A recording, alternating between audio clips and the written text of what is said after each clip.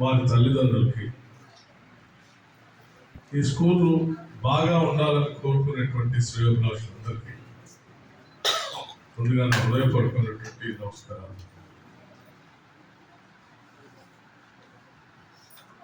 ఈ స్కూల్కి ఒక సంతోషకరమైన మంచి కార్యక్రమంలో వచ్చి ఉండుంటే చాలా సంతోషపడేవాళ్ళం.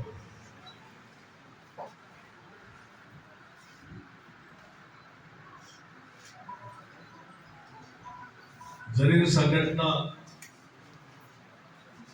అందరికీ బాధాకరం.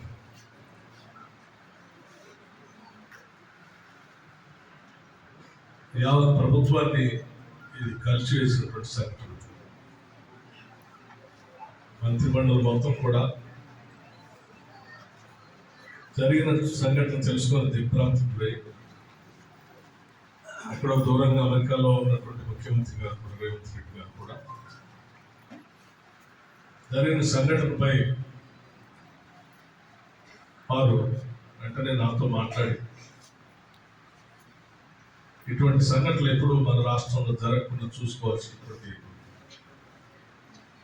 బాధ్యత ప్రజాప్రభుత్వంగా మనందరిపైన ఉంది. మనం తప్పనిసరిగా ఇటువంటి సంఘటనలు మళ్ళీ పునరావృతం కాకుండా ఇటువంటి సంఘటన జరగకుండా తీసుకోవాల్సిన అన్ని చర్యలు తీసుకోవడం కోసమే చాలా బాధాతత్వ హృదయంతో ఇక్కడికి వచ్చాం.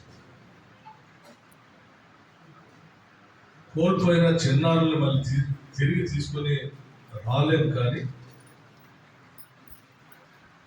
వాళ్ళ ఆత్మకి శాంతి కలగాలని కోరుకుంటున్నాం.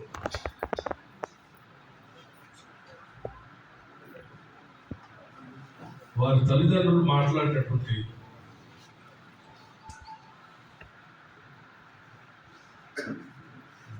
బాధ, ఆవేదన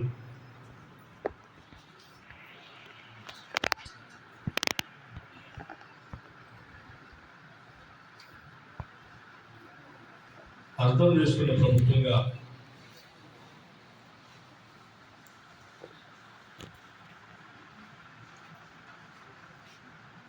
తల్లిదండ్రులందరికీ మాటిస్తా ఉన్నాం. ఈ ప్రభుత్వం తప్పనిసరిగా ఈ పాఠశాలనే కాదు, రాష్ట్ర వ్యాప్తంగా ఉన్నటువంటి ఇటువంటి రెసిడెన్షియల్ స్కూల్స్ అన్నింటినీ కూడా పూర్తి స్థాయిలో ప్రక్షాళన చేస్తాం.